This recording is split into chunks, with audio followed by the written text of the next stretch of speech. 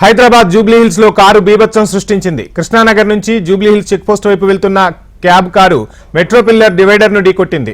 Car driver అతివేగంగా అజాగ్రత్తతో drive చేయడంతో car వెనక చక్రం ఊడిపోయింది.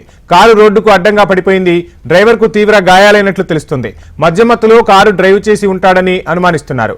ఈ మార్గంలో వస్తున్న వాహనదారులు ఒక్కసారిగా భయాందోళనకు గురయ్యారు.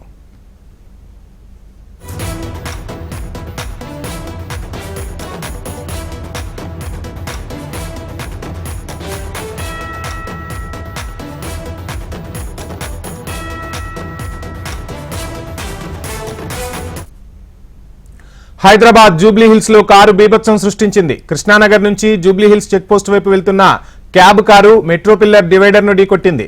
కారు డ్రైవర్ అతివేగంగా అజాగ్రత్తతో డ్రైవింగ్ చేయడంతో కారు వెనక చక్రం ఊడిపోయినట్టుగా తెలుస్తోంది. కారు రోడ్డుకు అడ్డంగా పడిపోయింది. డ్రైవర్ కు తీవ్ర గాయాలైనట్టు తెలుస్తున్నాయి.